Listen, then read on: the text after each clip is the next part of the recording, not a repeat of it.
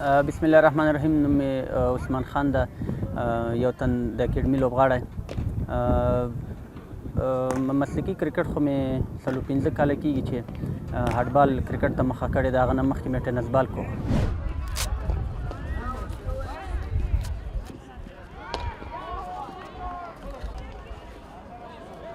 موږ افغانستان کرکټ که ته کومې لوبې چې کولې ورلډ کپ کې مثلا د نور سیریزونه و چې په تلویزیون باندې موږ کتل، نو هماغسې ما کرکټ سره شوق زیاتېده. نو بیا مې کورنۍ ته وویلې چې زه غواړم کرکټ وکړم. ما ټینس بال کو، نو هماغه و چې ما سره یې ومنله. بیا زه اکیډمي ته راغلم. اکیډمي کې مې تمرینات شروع کړل. نو دا 45 کاله کېږي چې زه خپل تمرینات کوم.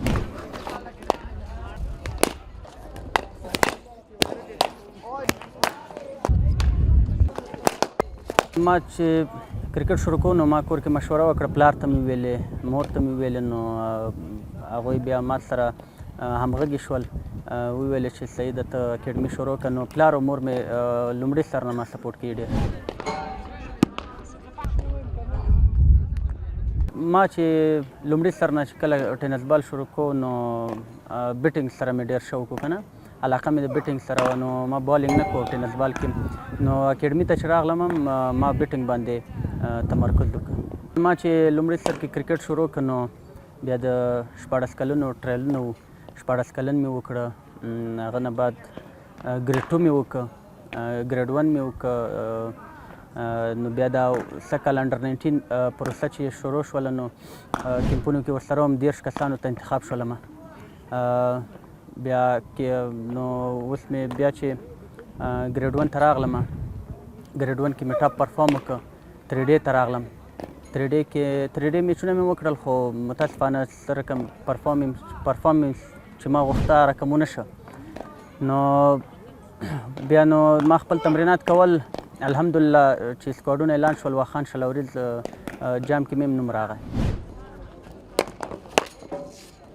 لکه څنګه چې تاسو ته معلومه ده ګریډ 1 سیالیو کې ټاپ سکورر وم زه. نو هر میچ کې مې ښه پرفارم کوه، خو 2 میچو کې مې بیا 100 وکړلې. نو هغه 103 مې ناټ آوټ وکړل په سیم فاینل کې. نو هغه ما ښه انینګ ما دپاره. داخلي کرکټ کې خو مې د خوښې لوبغاړی ابراهیم زدران ده. غواړم چې هغه سره نږدې نه ما ملاقات وشي. نو خارجي لوبغاړو کې مې د خوښې لوبغاړی ویراټ کوهلي ده.